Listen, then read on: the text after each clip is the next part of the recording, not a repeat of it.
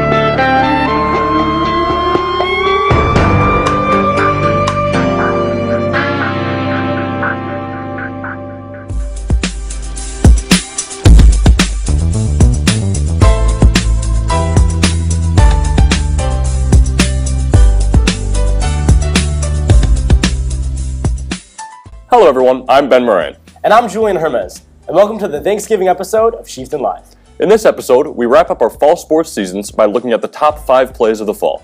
Calcaterra will bring us all our favorite Thanksgiving wingman.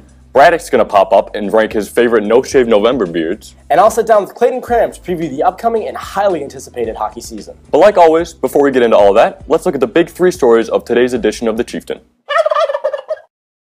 Recently, Brother Rice began its construction on our new athletic turf fields. The Warrior Head is looking better than ever, and construction has been going fast.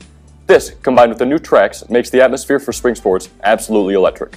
Cole Gallantly brings us an update on its construction, and when parking will be back to normal.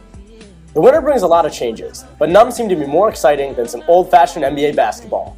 The NBA season is ramping up, and between LeBron's headband, Tyson Chandler making a comeback, and Derrick Rose dropping 50, it seems like it's 2011 all over again. Tommy Schaefer recaps all this and more in his NBA preview. Ladies and gentlemen, it's draft day, but not in the way that you think.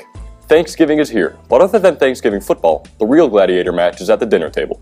Colin Watts picks which students he thinks would be vital to finishing a daunting Thanksgiving meal. You know what time it is? It's time for Stories of the Week.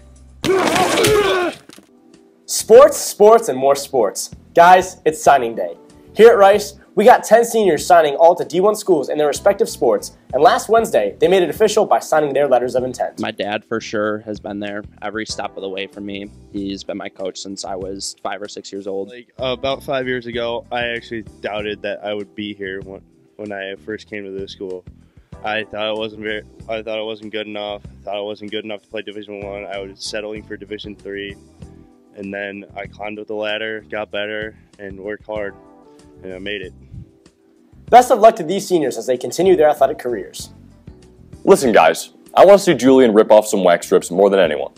Raffle season is here, so go out and sell your tickets.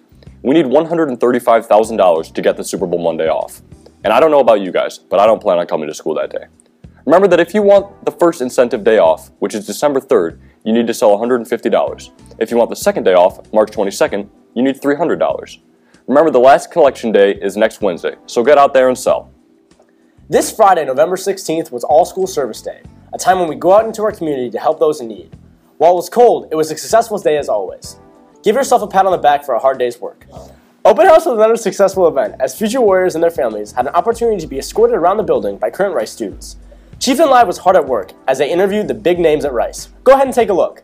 Luke Newman finally got back in practice yesterday and instantly came in and started beating people up. And it's great seeing him. Well, I mean, gooning, it's just like It's what I've wanted to do since I came to us. You watch all the field day videos, you see what it's all about. We've heard of a new event called the Beef Box that's coming up. You and I have talked about this, but for those who don't know about it, what can we expect to see? Well, you can expect a lot of excitement, first off. When you're going to get a couple kids who volunteered to hopefully put a beef that they've had with each other to rest once and for all. Well, for me personally, I'd have to say the UAD game when the fence fell down. Yeah, that was fantastic. The Goons went local on local 4 for that one, and I think Brother Rice is special. You know, I was telling Coach Calcaterra today, brotherhood's a word here that gets talked about a lot. Yeah, and that's I don't want to talk bad about anywhere else, but this place is different. Walking the hallways and our chemistry with our guys, and they really care about each other, and you can feel it the second you're around them. So we all know, obviously, about the tragedy of what happened to Coach Biscayne. Yep. So could you give us an update on his condition? Mentally, he is recovering at an exponentially quick rate. This week's Tweet of the Week is from Mr. Hall. As the rest of us had to come to school and watch movies all day, a group of our senior and junior classes went to Cairo 70. This religious retreat strengthened the bond between these brothers to new heights. If you haven't been, make sure to sign up for the winter retreat coming soon. Now, let's get into today's featured stories. Guys, it's getting cold out. And with that shift in the weather comes a shift in our sports seasons. Fall athletics have all officially ended, but the excitement from the action in each team's respected sport remains. Luke Newman recaps all the stunning playoff runs, big hits, and upper 90 shots with his top 5 plays from the fall sports season. 5. Senior cross-country captain Alec Miracle amounts a historic performance at the Golden Grizzlies Invitational this past September with a time of 12:34. Which also led to Alec being named Hometown Sports Athlete of the Week after winning that event. At number 4, we have senior running back James Downson take up the middle for daylight for this 53-yard rushing score to cap off a historic 288-yard rushing performance as well as 3 touchdowns, 1 yard shy of breaking a Brother Rice single-game rushing record. Our third play goes to senior captain Duron Gilbert as he snags the pick and takes it 90 yards to the house to top Detroit Mumford. This pick set a new record for the longest defensive touchdown in Brother Rice history. Our second play of the fall sports season, which isn't even a play, is the Warrior tennis team becoming the Division I runner-ups as one of the top teams in the state, as well as capturing the number 2 singles state championship, the Novi Quad championship, and the Catholic League championship. And our best player of the fall sports season goes to senior Jared Webb, who recorded this remarkable hat trick, including this 40-foot bullet as the Warriors beat Lapeer. When you think of Thanksgiving foods, inevitably we all think of turkey. But what about turkey's plethora of sidekicks? Calcaterra hits the halls to bring us our favorite side dishes of Thanksgiving. It doesn't seem like it. Thanksgiving is almost here. Everyone, I'm sure, is ready to enjoy that turkey. But what about the many other side dishes that makes a Thanksgiving meal what it is? Here at the Chieftain staff, we put out a poll to see everyone's favorite side dish. With a huge victory, mashed potatoes and gravy took the favorite side dish. I met with Mr. Galley to see what his favorite side dish is. Favorite dish, big gravy guy. Big mashed potatoes and gravy. To be honest, I do the gravy, so I'll make the gravy, and that's why it's my favorite. I wanted to see if everyone in the school really liked mashed potatoes, so I met with the Chieftain staff to see what their favorite is as well. His favorite side dish, Owain Braddock. Bread. What about you, Ben? I like the bacon-wrapped alligator. As far as the green bean casserole goes, pretty simple. Green beans, stick of butter. You got to make sure you put a full stick of butter. And then some cans of cream of mushroom soup. You bake that for a little while until it gets bubbly. Then you put the onions on top and you cook it until it's golden brown. Seeing the different versions of everyone's favorite side dish has made me complete with my search. I hope that everyone has a great Thanksgiving and enjoys their food. With all the politics, confusing teenage trends to explain to your parents, and family drama, Thanksgiving can become more of a chore than a holiday. Thanksgiving can be one of the most tense times of the year. To help you with all your own family drama, Kieran McDonnell gives us his Thanksgiving survival tips. I have that one person in our family who we just do not want to talk to. I went around the school asking students what tips they had to get you out of a situation you don't want to be in with a certain family member. Fortunately for you, you don't have to bore yourself. There are many things you can do, such as go play chess with your favorite substitute teacher. Yeah, I know you can always go hang out with Mr. Karras at Quiznos during Thanksgiving. So I went to Quiznos with Mr. Karras and we were just playing chess all day, and he worked me. It is very simple to avoid a family member. All you have to do is take a vow of silence, or learn a foreign language, or just slur your words. Yeah, a good one I always use is pretend to be a monk and act like you've taken the vow of silence, where you just don't speak, don't say a word. Great way to avoid any conflicts with family members. If you don't want to do any of these methods, the easiest way is to just isolate yourself. Remember? All right, so pretty much what you do is you get your plate of food, make sure you have some cranberry sauce, and you just lock yourself in the bathroom and for a few hours just eating there. You have everything you got, you have your phone, and just eat in the bathroom. Just like. Have you done this before? No.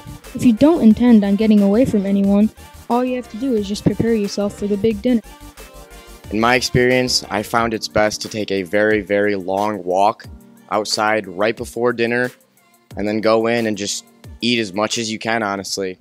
Boys, No Shave November is officially here. And unlike a different November trend we cannot name on this show, at Rice, we can all participate in a school-sponsored event to raise awareness for men's health. To bring out a little friendly competition in all of us, Owain Braddock has selected a few outstanding beards in the hallway throughout this month. Let's see if Galley's 4 o'clock peach fuzz makes the cut. It's November at Brother Rice High School, and that means No Shave November. Here am I, Brother Rice, Mount Rushmore, best beards. Coming in number 4, we have Bill Fitzpatrick. Will, almost a full beard, but not quite, is probably one of the top guys in the junior class, with one person topping him, Danny Irvin. At number 3, we have Danny Irvin, with the best beard in the junior class. He's the closest thing to a full beard, but you also have the staff. At the staff, we have the reigning champion, Mr. DeMarco, but he recently shaved it, so we have Huber. Mr. Huber gets to grow out his beard one time a year, and he really shows it to the students that he can grow a beard. But we have the seniors, and the seniors, the best beard has to be Mike Addo. Mike Addo with the best beard at Brother Rice High School right now. Get ready to hit the ice because the boys are ready to play. Hockey's starting up again, and we're all looking forward to an exciting season filled with high expectations and highlight plays. To learn more about the hockey state champs, Clayton Cram gives us all the details. Cram, welcome to the show, man. It's a pleasure to have you on today. So, we've heard a lot of great things about the hockey squad this year. What are your own expectations? So I think our expectations are consistent with how we see them every year. Mm-hmm. We hope to make it to USA Arena at the end of the year and be playing in the last weekend of the season. That's amazing. Yeah. So how have the new players adapted to the team? We do not have many new players this year. We have a very high density of returners. Mm-hmm. So the few new players that we do have, like sophomore Max Brown and then a couple of juniors, we have experienced like a kind of a growth period, but it feels the vibe is a lot more consistent with what we want it to be. Like everyone kind of knows what we're doing, and the new guys are buying into it. So that's good. So you just mentioned you have a very experienced team. With how many seniors exactly? I think we have 11 seniors this year. Wow. So how does that really change the tone of the locker room? So it's a lot different than last year when I mentioned we had very few returners. Mm-hmm. Last year we kind of saw it as an atmosphere of learning and becoming a team. Now we kind of see of ourselves as already a team, mm-hmm. and we're getting everyone on board, and we feel like we're dialed in and ready to go. Yeah. And so who are some high-impact players that we can look for?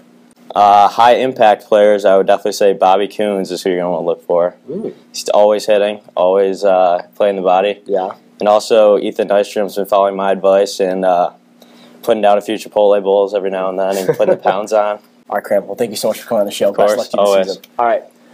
Be sure to check out the hockey team tomorrow night, guys, as I take on the Shamrocks of Catholic Central at USA Arena in Plymouth. Puck drops at 8 p.m. All right, everybody. That's it for this episode of Chieftain Live. Make sure to stay tuned for the Christmas edition airing on December 14th. And remember, reach out to all your grandparents and annoy all your family members, badgering them to buy your tickets. We'll see you all next time.